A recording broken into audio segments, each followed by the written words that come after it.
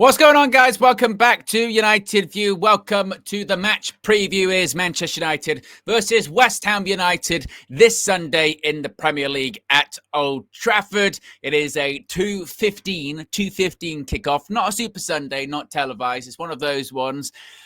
And these games, they're almost weird to talk about now at this point, really, aren't they? I mean, when it comes to our overall season, we've got, after the West Ham game, 2 games left. We've got 3 games left overall in the Premier League. We've got West Ham, then we've got Chelsea away on the following Friday.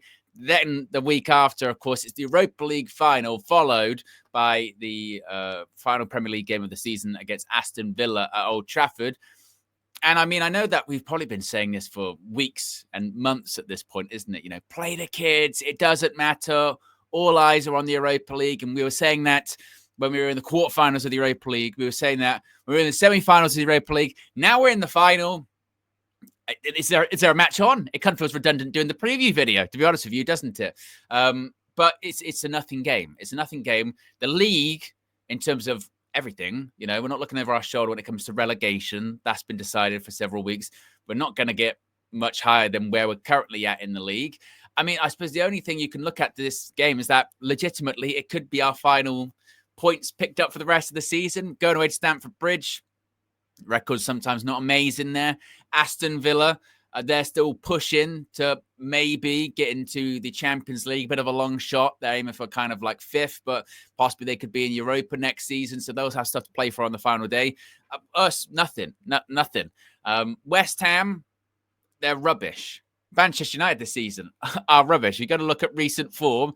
You've got Manchester United currently sitting in 15th with, in the last 5 games in the Prem, 3 losses, 2 draws, no wins in 5. West Ham in 17th, no wins in 5 also in the Premier League, but they've got 2 losses and the rest have been draws. Since Graham Potter's gone in, nothing's really changed. They've been on the slide all season and no real new manager bounce. We can kind of relate and sympathize a little bit there. So look, it's a little bit of a preview, I suppose. It's been all this chatter about us facing Spurs in the Europa League final, El Murico, El Crapico, whatever you want to call it. And maybe there's going to be a bit of a preview of that because once again, it's going to be a game between 2 bad sides. In terms of predictions of what the lineup will be for Manchester United, I mean, it's gonna you would think it's gonna be play the kids. It's gonna be the play of the kids. I mean, it's gonna be even the Andre Onana. You wouldn't think will probably play. Bayern Deer maybe gets a run out and goal. Maybe even Tom Heaton. You know, those talks about Tom Heaton possibly getting a new 1-year contract. I'd like to see the heat being on. The heat is on. Put him between the sticks. The back 3. You might have Luke Shaw once again start to get some minutes under him. He did come on obviously against Bilbao on Thursday, so I guess possibly he could maybe start the game. Fredrickson, maybe he gets a run out. You know, you still might see a Maguire perhaps start. But again, it depends how Ruben really wants to go. Like I said, it's not actually even that long until the Europa League final. I mean, I know we say all eyes turn to Europa, but that final is on Wednesday, the 21st of May. And that's only when this is coming out 11 days away. It's not long at all. So now Ruben Amorim's going to have to really, I suppose, find the balance of resting a lot of players, making sure that it's load management for them. But also, you don't want them to be completely rusty when the time comes around on Wednesday, the 21st. You don't want to go, oh, this is a group of players that look like they haven't played in 10 days or so. So, you know, probably will have some minutes. People like, you think in the midfield, well, on the wing backs, I think Hamas will probably start in that one, of course, because he's been coming on. Maybe will it be Dorgu that carries on? Perhaps maybe Mazraoui gets a bit of a break in the midfield. Rather, I think this is when we probably do see Casemiro. I would think Casemiro probably gets a rest. Of course, we're keeping him safe, aren't we, for those for that upcoming European match? Maybe this is when you see a Christian Eriksen start in midfield, perhaps alongside Kobbie Mainoo. I wouldn't be shocked if we saw something along those lines. In the 10s, look, Mason Mount came on and really changed the game, didn't he? He was excellent in the 10, got those 2 goals against Bilbao on Thursday. Does he start? Well, now there's a lot of advocates for him to start in that Europa League final. So maybe with Mount maybe he comes on again, or maybe he does start. I mean, now he's got a goal against Brentford. Obviously, got those 2 on Thursday. Perhaps you do start him, take him off around half time. Maybe once again you continue to start Alejandro Garnacho because he might not start in the Europa League final in 10 days' time. There's going to be discussions about Amad. Do you start him just because, we're still building up his minutes? He came on against Bilbao. He was electric. Talk about someone, again, that really helped change the game. It was Mason Mount. It was Amad who really were, the catalyst for United to really turn it around.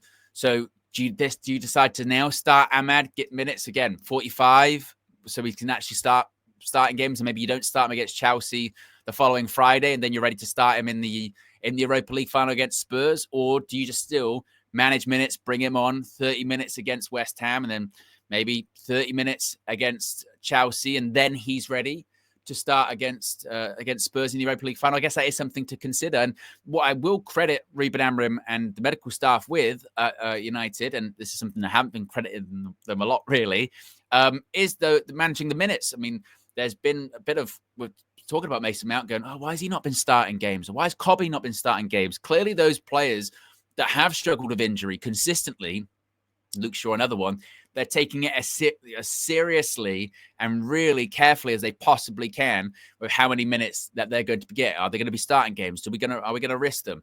And then as far as striker, I mean, look, Rasmus got his goal on Thursday. That's how you know it was a good night. Rasmus actually scored, and for large portions of the game, he did struggle, like many people did. I would think Chido probably starts. Chido Obi will probably start again. And obviously there was a lot of talk about coming out of the Brentford game, how he didn't get many touches of the ball, and it's a service issue, etc., etc. I think Chido will start because, again, I think it will be an onus on Rasmus. Has played a lot of minutes recently because we haven't had any other striking options. Obviously, Xerxes being out for the rest of the season too. So I would expect Chido to start. And what's more, again, it depends how much Ruben does want to go with this playing the kids, model. I mean, could it go as far as Camerson was named on the bench in these Europa League games? Mantata was named on the bench in these Europa League games. Could they also get starts? Could it be literally full rotation? I mean, like I said, you do kind of imagine managing minutes because you still want them to play some football ahead of the final, or is it just complete? No, we're wrapping everyone up in cotton wool. That's why we're having full on youngsters. I mean, the result of the match, we've lost so many games in the Premier League this season. We've lost 16 games in the Prem this season. If we lose, that is what, I mean, I know we've had arguments after losing games and what have you, but this one really would be the case. But I suppose there is this feeling of, well, this is out of the teams that are going to be in the Premier League next season. As of right now, this West Ham team, they are the worst. 17th. Ipswich, Leicester, and Southampton, they're down. They're in the Championship next season. This is technically the worst of the rest. Not the best of the rest, the worst of the rest. So surely Manchester United could pick up a win. But like I said, it depends on what Ruben Amorim goes for. So I'm not looking at the result. I'm looking once again at the team sheet and hoping that Ruben Amorim rotates and now has a plan for what teams he's going to be putting out there for this game, the Chelsea game, heading into that Spurs game. Of course, the Europa League final in Bilbao. As far as predictions,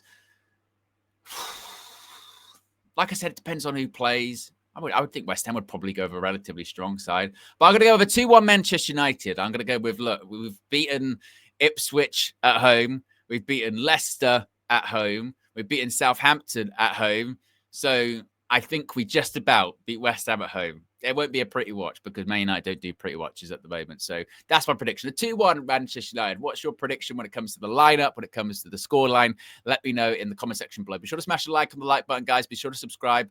Bottom right-hand corner. On the road to 200K. I think we're at close to 192K, so getting closer inch by inch as we get closer to the Europa League final. Join me on the match view on Sunday. I should be live with KG, that comedian, maybe Mr. Marcel. We shall see. We still got to convince KG to not leave the country. I mean, it looks like he's going to do it anyway, so you've got to, I think, join me. We've got to keep pleading, keep trying to find solutions to make sure he doesn't travel to Bilbao so we can actually win the Europa League. I mean, because it's his fault otherwise, isn't it? That's what it's going to be.